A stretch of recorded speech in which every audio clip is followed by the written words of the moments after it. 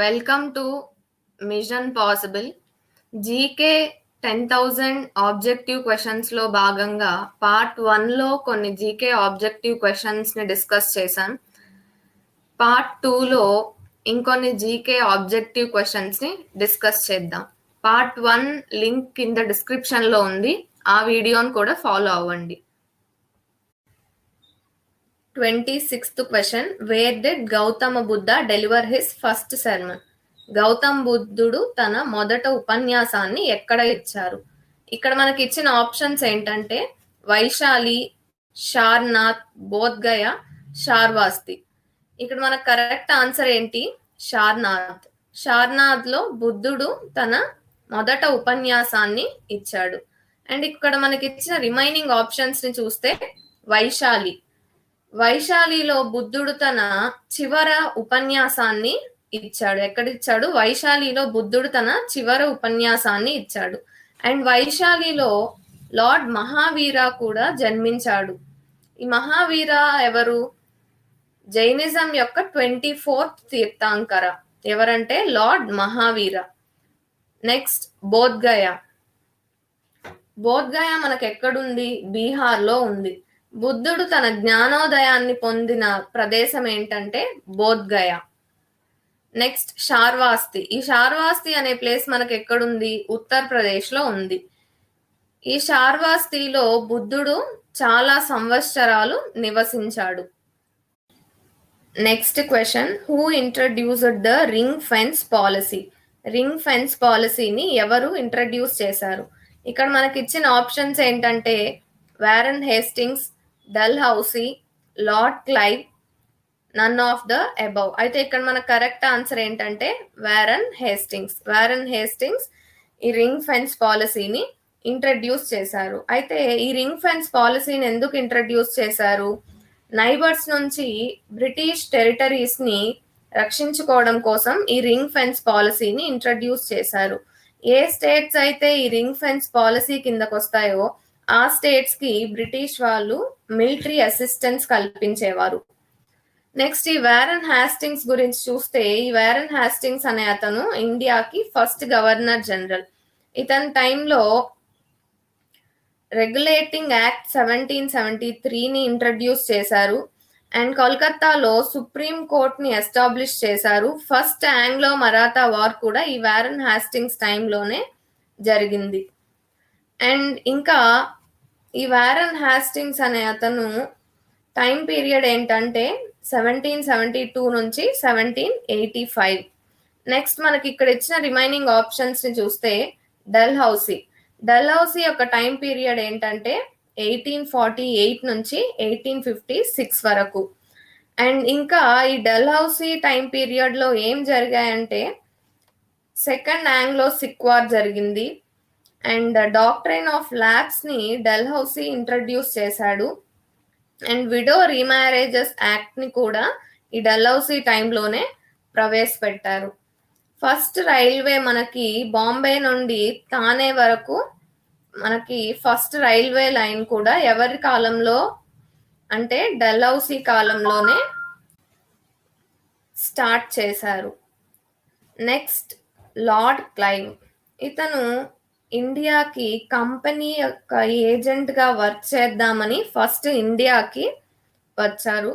And ఇతని leadership తోనే British వాళ్ళు బ్యాటిల్ ఆఫ్ ప్లాజీలో గెలిచారు. Next question, what type of body is the central information commission? Central information commission అనేది ఏ type of body? ఇక్కడ మనకి ఇచ్చిన ఆప్షన్స్ ఏంటంటే executive body, quasi judicial body, constitutional body, statutory body. అయితే ఇక్కడ మన కరెక్ట్ ఆన్సర్ ఏంటంటే statutory body. Central information commission అనేది స్టాట్యుటరీ బాడీ.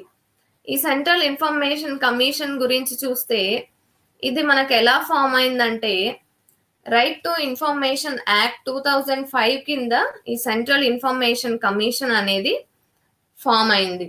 అయితే ఇది ఎప్పుడు ఎస్టాబ్లిష్ అయింది? 2005లో ఎస్టాబ్లిష్ అయింది. దీని హెడ్ క్వార్టర్స్ మనకి న్యూఢిల్లీలో ఉన్నాయి. అండ్ ఈ చీఫ్ ఇన్ఫర్మేషన్ కమిషనర్ని ఎవరు రిమూవ్ చేయొచ్చు అంటే ప్రెసిడెంట్ రిమూవ్ చేయొచ్చు. ఎవరు? ప్రెసిడెంట్ రిమూవ్ చేయొచ్చు. ఫస్ట్ చీఫ్ ఇన్ఫర్మేషన్ కమిషనర్ ఎవరంటే వజాహత్ హబీబుల్లా గారు. ఎవరు? వజాహత్ హబీబుల్లా.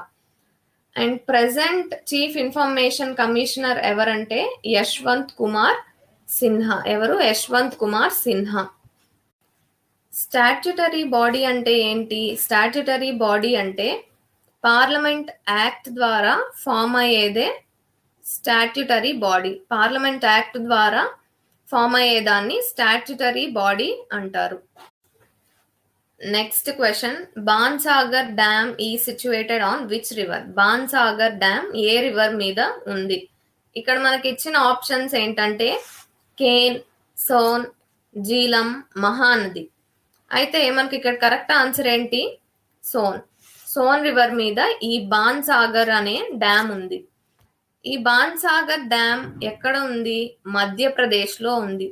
అండ్ ఈ డ్యామ్ ఏ స్టేట్స్ మధ్యన జాయింట్ ప్రాజెక్ట్ అంటే మధ్యప్రదేశ్, ఉత్తరప్రదేశ్ అండ్ బీహార్ స్టేట్స్ మధ్య ఈ బాన్సాగర్ డ్యామ్ జాయింట్ ప్రాజెక్ట్. దీన్ని 1978లో మొరార్జీ దేశాయ్ గారు స్టార్ట్ చేశారు.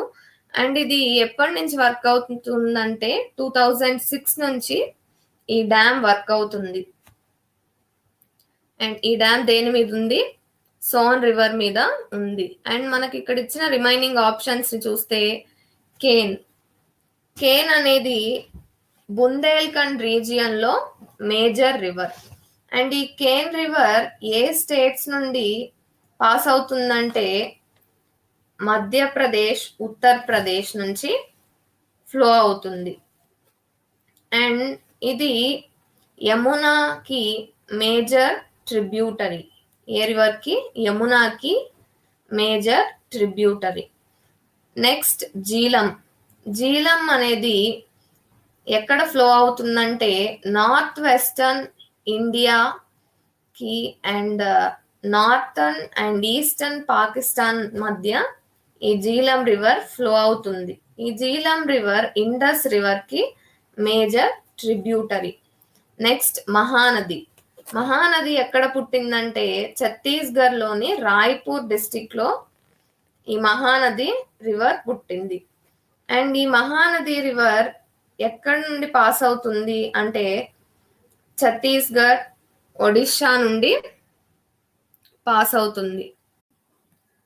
Next question, six machine is the autobiography of which cricketer? Six machine అనేది ఏ క్రికెటర్ యొక్క ఆటోబయోగ్రఫీ? ఇక్కడ మనకి ఇచ్చిన ఆప్షన్స్ ని చూస్తే Ricky Ponting, Sanath Jayasuriya, Yuvraj Singh, Chris Gayle. ఇక్కడ మనకు కరెక్ట్ ఆన్సర్ ఏంటి? Chris Gayle. Six machine I don't like cricket, I love it అనే ఆటోబయోగ్రఫీని క్రిస్ గెయిల్ రాశారు. నెక్స్ట్ ఇక్కడ మనకి ఇచ్చిన రిమైనింగ్ ఆప్షన్స్ ని చూస్తే రిక్కీ పాంటింగ్. ఇతను రాసిన ఆటోబయోగ్రఫీ పేరేంటంటే Ponting at the close of play. Next Sanath Jayasuriya. Sanath Jayasuriya బయోగ్రఫీని చంద్రేష్ నారాయణ అనే అతను రాశాడు. ఎవరు? చంద్రేష్ నారాయణ. నెక్స్ట్ యువరాజ్ సింగ్. యువరాజ్ సింగ్ యొక్క ఆటోబయోగ్రఫీ పేరేంటంటే the test of my life from cricket to cancer and back. Next question, national green tribunal is related to which article of Indian constitution? National green tribunal అనేది Indian constitution లో ఏ article కి చెందినది? ఇక్కడ మనకి ఇచ్చిన options ఏంటంటే article 18, article 20, article 21, article 22. ఇక్కడ మనకు కరెక్ట్ ఆన్సర్ ఏంటంటే ఆర్టికల్ 21. నేషనల్ గ్రీన్ ట్రిబ్యునల్ అనేది ఆర్టికల్ 21 కి చెందినది. అండ్ ఈ నేషనల్ గ్రీన్ ట్రిబ్యునల్ అసలు ఎందుకు? ఎందుకంటే ఎన్విరాన్మెంట్ ని, ఫారెస్ట్ ని ప్రొటెక్ట్ చేయడానికి అండ్ ఎన్విరాన్మెంట్ కి సంబంధించిన లీగల్ రైట్స్ ని ఎన్ఫోర్స్ చేయడానికి అండ్ ఎన్విరాన్మెంట్ కి సంబంధించిన ఇష్యూస్ ఏవైతే ఉంటాయో అంటే మ్యాటర్స్ కానీ ఇష్యూస్ కానీ ఏవైతే ఉంటాయో వాటిని స్పీడ్గా సాల్వ్ చేయడానికి ఈ నేషనల్ గ్రీన్ ట్రిబ్యునల్ వర్క్ చేస్తుంది. అండ్ ఈ నేషనల్ గ్రీన్ ట్రిబ్యునల్ అనేది స్టాట్యుటరీ బాడీ. స్టాట్యుటరీ బాడీ అంటే ఏంటి? మనము ఇంతకుముందు క్వశ్చన్లో చెప్పుకున్నాము, పార్లమెంట్ యాక్ట్ ద్వారా ఫామ్ అయినది స్టాట్యుటరీ బాడీ. నెక్స్ట్ ఇది ఎప్పుడు ఎస్టాబ్లిష్ అయింది? 2010లో ఈ నేషనల్ గ్రీన్ ట్రిబ్యునల్ ఫామ్ అయింది. దీని హెడ్ క్వార్టర్స్ మనకు ఎక్కడున్నాయి? న్యూఢిల్లీలో ఉన్నాయి. ఇండియా అనేది స్పెసిఫిక్గా ఎన్విరాన్మెంట్కి ఒక ట్రిబ్యునల్ లాంటి దాన్ని ఏర్పాటు చేయడంలో థర్డ్ కంట్రీ. ఏంటి? ఇండియా అనేది థర్డ్ కంట్రీ. ఫస్ట్ కంట్రీ ఏదంటే ఆస్ట్రేలియా. సెకండ్ కంట్రీ ఏంటంటే న్యూజిలాండ్. అండ్ మనకి ఫస్ట్ ఈ నేషనల్ గ్రీన్ ట్రిబ్యునల్ చైర్మన్ ఎవరంటే జస్టిస్ లోకేశ్వర్ సింగ్ పంతా. అండ్ అలాగే ప్రెసెంట్ చైర్మన్ ఎవరంటే ఏకే గోయల్. ఎవరు? AK Goyal garu. Next question, which one of the following was translated to Persian as the Razmnama? Razmnama అనే పేరుతో పర్షియన్ లాంగ్వేజ్లో దేనిని ట్రాన్స్లేట్ చేశారు? ఇక్కడ మనకి ఇచ్చిన ఆప్షన్స్ ఏంటంటే ఋగ్వేద, మహాభారత, రామాయణ, అర్థశాస్త్ర. అయితే మనకి ఇక్కడ కరెక్ట్ ఆన్సర్ ఏంటంటే మహాభారత. రజంనామా అనే పేరుతో మహాభారతాన్ని పర్షియన్లోకి ట్రాన్స్లేట్ చేశారు. నెక్స్ట్ మనకి ఇక్కడ ఇచ్చిన రిమైనింగ్ ఆప్షన్స్ ని చూస్తే ఋగ్వేదాన్ని ఎప్పుడు కంపోజ్ చేశారు? 1700లో కంపోజ్ చేశారు. దీంట్లో 1028 శ్లోకాలు ఉన్నాయి, 10 మండలాస్ ఉన్నాయి. నెక్స్ట్ రామాయణాన్ని మనకు ఎవరు రచించారు? వాల్మీకి రచించారు. ఇందులో 24,000 శ్లోకాలు, 7 కాండాస్ ఉన్నాయి. నెక్స్ట్ అర్థశాస్త్రాన్ని ఎవరు రచించారు? కౌటిల్య రచించారు. కౌటిల్యాని విష్ణుగుప్త, చాణుక్య అని కూడా అంటారు. ఈ అర్థశాస్త్రాలో ఏమున్నాయి? ఎకానమీ ప్రిన్సిపల్స్ ఉన్నాయి. ఏమున్నాయి? ఎకానమీ ప్రిన్సిపల్స్ ఉన్నాయి. ఈ అర్థశాస్త్రాన్ని సాంస్క్రిట్ లాంగ్వేజ్ లో రాశారు. Next question, which of the following states does not share its boundary with Madhya Pradesh? మధ్యప్రదేశ్తో కింద ఇచ్చిన రాష్ట్రాలలో ఏ రాష్ట్రం సరిహద్దు లేదు? ఇక్కడ మనకి ఇచ్చిన ఆప్షన్స్ ఏంటంటే ఒడిషా, గుజరాత్, రాజస్థాన్, ఉత్తరప్రదేశ్. ఇక్కడ కరెక్ట్ ఆన్సర్ ఏంటంటే ఒడిషా అనేది మధ్యప్రదేశ్తో బౌండరీని షేర్ చేసుకోదు. అండ్ మధ్యప్రదేశ్కి 5 స్టేట్స్ బౌండరీస్ ఉన్నాయి. అవేంటంటే ఉత్తరప్రదేశ్, ఛత్తీస్గఢ్, మహారాష్ట్ర, గుజరాత్, రాజస్థాన్ అనేవి మధ్యప్రదేశ్కి బౌండరీ స్టేట్స్. అండ్ ఒడిషాకి ఏ స్టేట్స్ బౌండరీస్ ఉన్నాయి? ఏవంటే West Bengal, Chhattisgarh, Jharkhand, Andhra Pradesh. Next question, who is the head of all civil services of union? యూనియన్లో సివిల్ సర్వీసెస్కి హెడ్ ఎవరు? ఇక్కడ మనకి ఇచ్చిన ఆప్షన్స్ ఏంటంటే secretary to government of India, secretary to prime minister,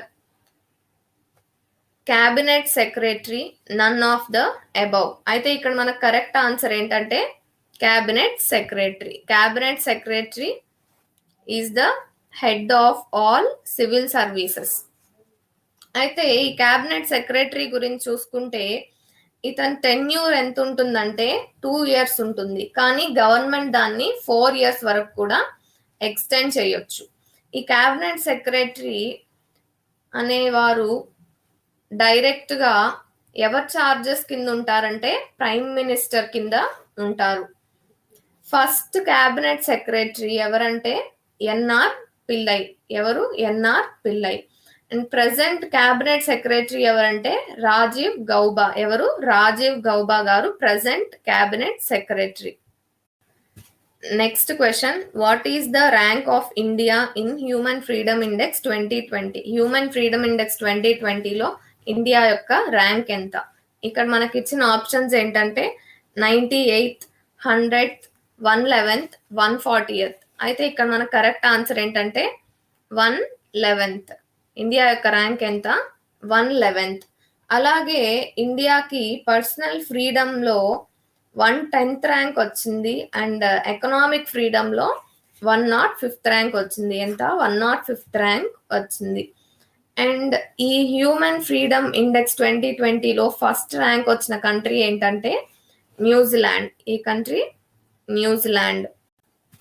and ఈ హ్యూమన్ ఫ్రీడమ్ ఇండెక్స్ని ఎవరు పబ్లిష్ చేశారంటే యుఎస్ఏలో ఉన్న క్యాటో ఇన్స్టిట్యూట్ అండ్ కెనడాలో ఉన్న ఫ్రేసర్ ఇన్స్టిట్యూట్ ఈ హ్యూమన్ ఫ్రీడమ్ ఇండెక్స్ని పబ్లిష్ చేశాయి. Next question, the Bist Doab lies between. Bist Doab ఏ రివర్స్ మధ్య ఉంది? ఇక్కడ మనకి ఇచ్చిన ఆప్షన్స్ ఏంటంటే Indus and Jhelum, option B Chenab and Ravi, option C Ravi and Beas, option D Beas and Sutlej. ఇక్కడ మన కరెక్ట్ ఆన్సర్ ఏంటంటే బియాస్ అండ్ సట్లజ్. బిస్ట్ దోయబ్ అనేది బియాస్ అండ్ సట్లజ్ మధ్య ఉంది. అండ్ మనకి ఇక్కడ ఇచ్చిన రిమైనింగ్ ఆప్షన్స్ ని చూస్తే Indus and Jhelum. Indus and Jhelum మధ్య సిన్ సాగర్ దోయబ్ ఉంది. ఏముంది? సిన్ సాగర్ దోయబ్ ఇండస్ మధ్య, ఇండస్ అండ్ జీలం మధ్య ఉంది. నెక్స్ట్ చీనాబ్ అండ్ రావి. చీనాబ్ అండ్ రవి మధ్య రేచ్నా దోయబ్ ఉంది. ఏముంది? రేచ్నా దోయబ్ చీనాబ్ అండ్ రావి రివర్స్ మధ్య ఉంది. Next Ravi and Beas. Ravi and Beas మధ్య ఏముంది? బరీ దోయబ్ ఉంది. ఏముంది? బరీ దోయబ్ రవి అండ్ బియాస్ రివర్స్ మధ్య ఉంది. Next question, Mukteshwara temple is located in. Mukteshwara temple ఎక్కడ ఉంది? ఇక్కడ మనకి ఇచ్చిన ఆప్షన్స్ ఏంటంటే అమృత్సర్, పురి, తంజావూర్, భువనేశ్వర్. ఇక్కడ మన కరెక్ట్ ఆన్సర్ ఏంటంటే భువనేశ్వర్. ముక్తేశ్వర్ టెంపుల్ మనకి భువనేశ్వర్లో ఉంది. ఈ భువనేశ్వర్ ఎక్కడుంది? మనకి ఒడిశాలో ఉంది. ఇక్కడ మనకి ఇచ్చిన రిమైనింగ్ ఆప్షన్స్ ని చూస్తే అమృత్సర్. అమృత్సర్ మనకి ఎక్కడుంది? పంజాబ్ లో ఉంది. ఈ అమృత్సర్ లో ఫేమస్ గోల్డెన్ టెంపుల్ ఉంది. నెక్స్ట్ పురి. పురి మనకి ఎక్కడుంది? ఒడిశాలో ఉంది. పురిలో మనకి ఫేమస్ జగన్నాథ్ టెంపుల్ ఉంది. నెక్స్ట్ తంజావూర్. తంజావూర్లో మనకి ఫేమస్ బృహదీశ్వర టెంపుల్ ఉంది. అండ్ తంజావూర్ ఎక్కడుంది? తమిళనాడులో ఉంది. నెక్స్ట్ ఒరిస్సా గురించి చూస్తే ఒరిస్సా సీఎం ఎవరు? నవీన్ పట్నాయక్. అండ్ ఒడిషా గవర్నర్ ఎవరు? Ganeshi Lal. And next Odisha capital ఏంటంటే Bhubaneswar. Next question, how many carbon and hydrogen atoms are there in propane. Propane లో ఎన్ని కార్బన్ అండ్ హైడ్రోజన్ ఆటమ్స్ ఉన్నాయి? ఇక్కడ మనకి ఇచ్చిన ఆప్షన్స్ ఏంటంటే option A 1, 5, option B 2, 6, option C 3, 8, option D 4, 2. ఇక్కడ మన కరెక్ట్ ఆన్సర్ ఏంటంటే 3, 8. ప్రోపేన్ లో 3 కార్బన్ ఆటమ్స్ ఉన్నాయి అండ్ 8 హైడ్రోజన్ ఆటమ్స్ ఉన్నాయి. ఈ ప్రోపేన్ ఆల్కేన్ గ్రూప్ కి చెందినది. ఈ ప్రోపేన్ కెమికల్ ఫార్ములా ఏంటి? C3H8 అనేది ప్రోపేన్ కెమికల్ ఫార్ములా. ఏంటది? C3H8. అండ్ ఈ ప్రోపేన్ ని ఎక్కువగా ఫ్యూయల్ గా యూస్ చేస్తారు. Next question, retina of the I is comparable to which of the following part of traditional camera. మన ఐ యొక్క రెటీనాని ట్రెడిషనల్ కెమెరాలో ఉన్న ఏ పార్ట్ తో పోలుస్తారు? ఇక్కడ మనకి ఇచ్చిన ఆప్షన్స్ ఏంటంటే shutter, viewfinder, film, none of the above. ఇక్కడ మన కరెక్ట్ ఆన్సర్ ఏంటంటే ఫిల్మ్. కెమెరాలో ఉన్న ఫిల్మ్ పార్ట్ ని మన ఐలో ఉన్న రెటీనాతో పోలుస్తారు. నెక్స్ట్ ఆప్షన్స్, ఇక్కడ ఇచ్చిన ఆప్షన్స్ ఏంటంటే షట్టర్, వ్యూ ఫైండర్. ఈ షట్టర్, వ్యూ ఫైండర్ కూడా కెమెరాలో ఉన్న parts. Next question, filament of an electric bulb is made of. Electric bulb లో ఉన్న ఫిలమెంట్ ని దేనితో తయారు చేస్తారు? ఇక్కడ మనకి ఇచ్చిన ఆప్షన్స్ ఏంటంటే లెడ్, ఐరన్, టంగ్స్టన్, కాపర్. అయితే ఇక్కడ మన కరెక్ట్ ఆన్సర్ ఏంటంటే టంగ్స్టన్. ఎలక్ట్రిక్ బల్బ్ లో ఉన్న ఫిలమెంట్ ని టంగ్స్టన్ తో తయారు చేస్తారు. అయితే ఈ టంగ్స్టన్ యొక్క సింబల్ ఏంటి? డబ్ల్యూ. అండ్ ఈ టంగ్స్టన్ అటామిక్ నంబర్ ఏంటంటే 74. ఏంటది? 74. నెక్స్ట్ మనకి ఇక్కడ ఇచ్చిన రిమైనింగ్ ఆప్షన్స్ ని చూస్తే లెడ్ యొక్క సింబల్ ఏంటి? పీబీ. అండ్ లెడ్ యొక్క అటామిక్ నంబర్ ఏంటంటే 82. ఏంటది? 82. నెక్స్ట్ ఐరన్ యొక్క సింబల్ ఏంటి? ఎఫ్ఈ. అండ్ ఐరన్ యొక్క అటామిక్ నంబర్ ఏంటంటే 26. నెక్స్ట్ కాపర్ యొక్క సింబల్ ఏంటంటే సియు. అండ్ దాని అటామిక్ నంబర్ ఏంటంటే 29. Next question, when is national consumer rights day observed in India? ఇండియాలో నేషనల్ కన్స్యూమర్ రైట్స్ డేని ఎప్పుడు అబ్జర్వ్ చేస్తాము?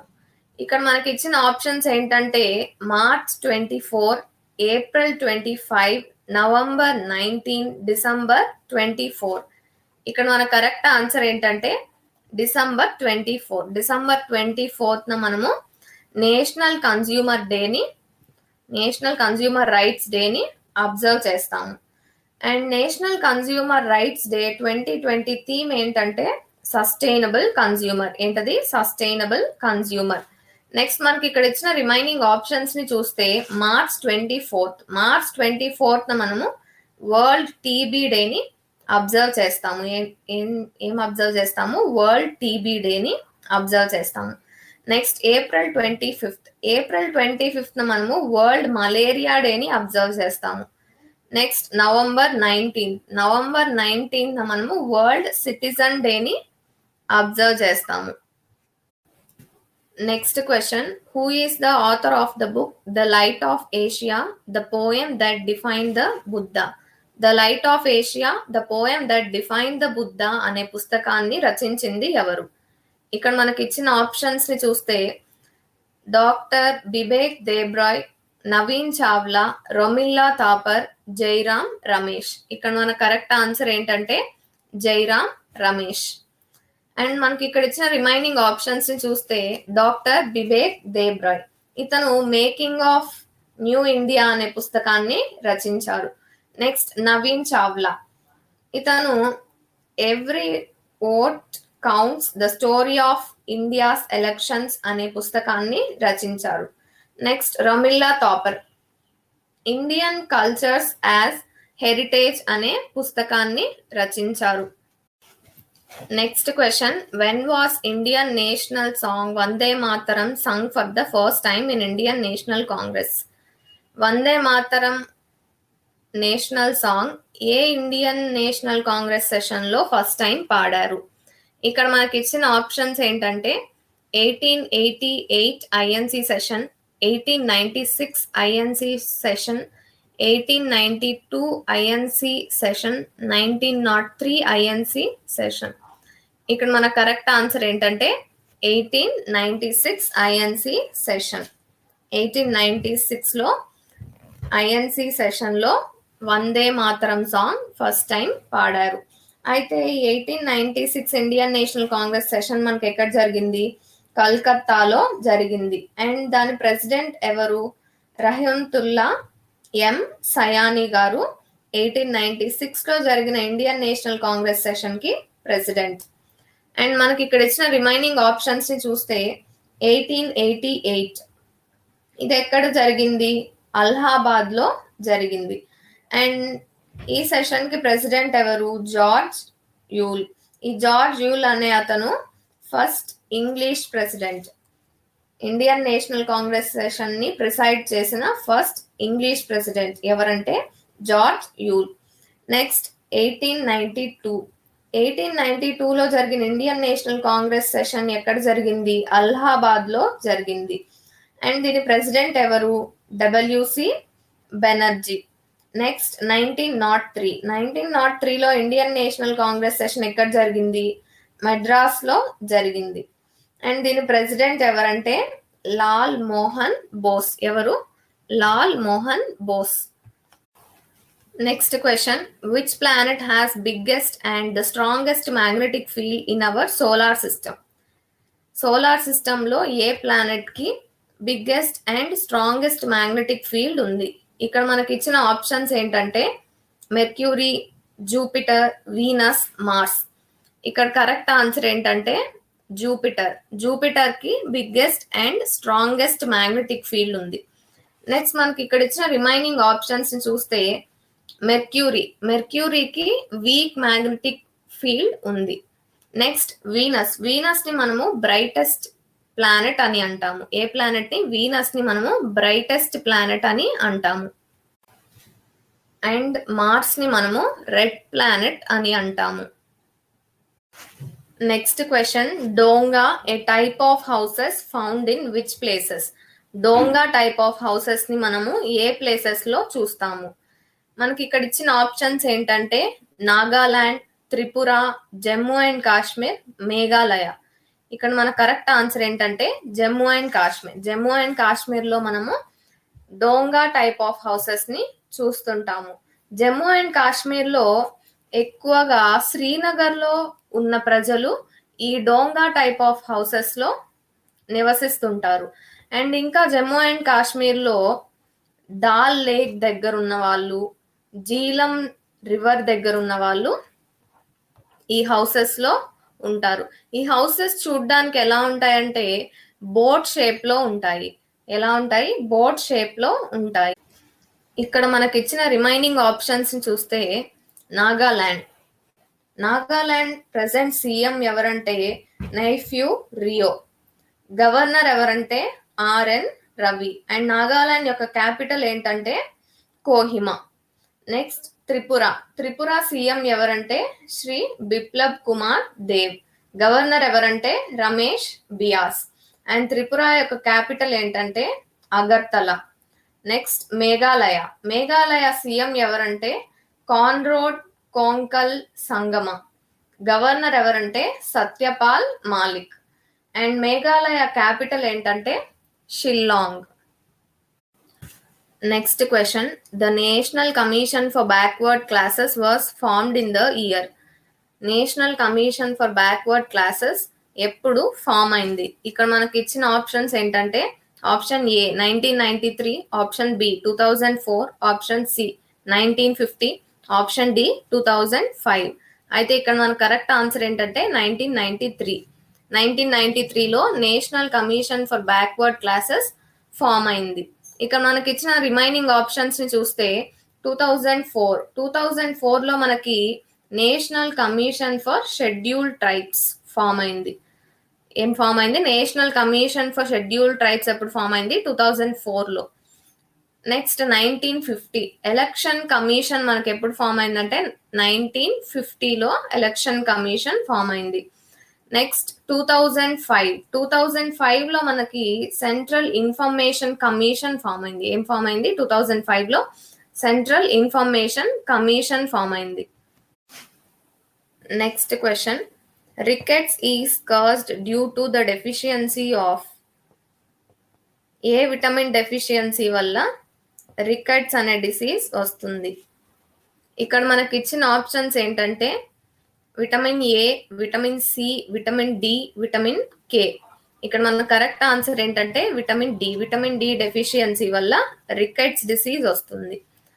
అండ్ మనకి ఇచ్చిన రిమైనింగ్ ఆప్షన్స్ ని చూస్తే విటమిన్ ఏ డెఫిషియన్సీ వల్ల మనకి నైట్ బ్లైండ్నెస్ అండ్ జెరాఫ్థాల్మియా వస్తుంది.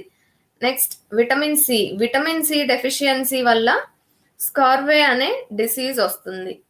విటమిన్ కే డెఫిషియన్సీ వల్ల హెమరేజ్ వస్తుంది. నెక్స్ట్ క్వశ్చన్, పైనాపిల్ అనేది ఇక్కడ మనకి ఇచ్చిన ఆప్షన్స్ ఏంటంటే హైడ్రోఫైట్, మీసోఫైట్, జెరోఫైట్, నన్ ఆఫ్ ద అబౌవ్. అయితే ఇక్కడ కరెక్ట్ ఆన్సర్ ఏంటంటే జెరోఫైట్స్ అనే ప్లాంట్స్ అంటే ఏంటి? జెరోఫైట్స్ అనే ప్లాంట్స్ ఎక్కువగా మనకి డ్రై ప్లేసెస్ లో పెరుగుతుంటాయి. అంటే ఇవి ఎక్కువగా డెజర్ట్స్ లో పెరుగుతాయి.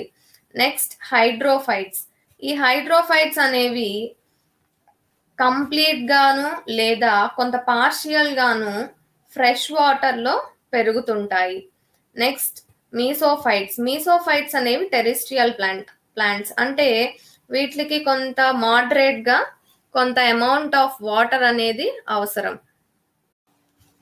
Next question. Which committee was set up to review the concept of the poverty line? Poverty line అనే కాన్సెప్ట్ ని రివ్యూ చేయడానికి గవర్నమెంట్ ఏ కమిటీని ఏర్పాటు చేసింది? ఇక్కడ మనకి ఇచ్చిన ఆప్షన్స్ ఏంటంటే Sachar committee, S Tendulkar committee, LP Gupta committee, Subrahmanyam committee. ఇక్కడ మన కరెక్ట్ ఆన్సర్ ఏంటంటే ఎస్ టెండూల్కర్ కమిటీ. ఈ పావర్టీ లైన్ రివ్యూ చేయడానికి గవర్నమెంట్ 2005లో ఎస్ టెండూల్కర్ కమిటీని ఫామ్ చేసింది. నెక్స్ట్ ఇక్కడ మనకి ఇచ్చిన రిమైనింగ్ ఆప్షన్స్ ని చూస్తే సాచార్ కమిటీ. సాచార్ కమిటీని ఎందుకోసం ఏర్పాటు చేసిందంటే మన దేశంలో ముస్లిమ్స్ యొక్క ఆర్థిక, సామాజిక, విద్య, ఉపాధి స్థాయిలపై అధ్యయనం చేయడం కోసం ఈ సాచార్ కమిటీని ఏర్పాటు చేసింది. Next option LP Gupta committee. LP Gupta committee ఎందుకోసం ఏర్పాటు చేసింది? మూలధన మార్కెట్ పై సూచనలు ఇవ్వడం కోసం ఈ ఎల్పి గుప్తా కమిటీని ఫామ్ చేసింది. Next Subrahmanyam committee. సుబ్రహ్మణ్యం కమిటీని కార్గిల్ వార్కి దారితీసిన పరిస్థితులపై అధ్యయనం చేయడం కోసం ఈ సుబ్రహ్మణ్యం కమిటీని ఏర్పాటు చేసింది. Next question. Antonie van Leeuwenhoek discovered the free living cells for the first time in. Antonie van Leeuwenhoek అనే అతను ఫ్రీ లివింగ్ సెల్స్ ని ఎక్కడ కనుగొన్నాడు? ఇక్కడ మనకి ఇచ్చిన ఆప్షన్స్ ఏంటంటే soil, snow, human body, pond water. అయితే మనకి ఇక్కడ కరెక్ట్ ఆన్సర్ ఏంటంటే పాండ్ వాటర్. అయితే యాంటోనీ వాన్ లీవెన్హాక్ అనే అతను ఎవరు? మైక్రోస్కోప్ ని కనుగొన్న వ్యక్తి ఎవరంటే యాంటోనీ వాన్ లీవెన్హాక్ 1674లో మైక్రోస్కోప్ ని కనుగొన్నాడు. అయితే పాండ్ వాటర్ లో ఉన్న ఆల్గే స్పైరోగైరాలో ఫ్రీ లివింగ్ సెల్స్ ని కనుగొన్నాడు. ఈ క్లాస్లో మనం కొన్ని జీకే ఆబ్జెక్టివ్ క్వశ్చన్స్ ని చూసాం. Like, comment, share and subscribe to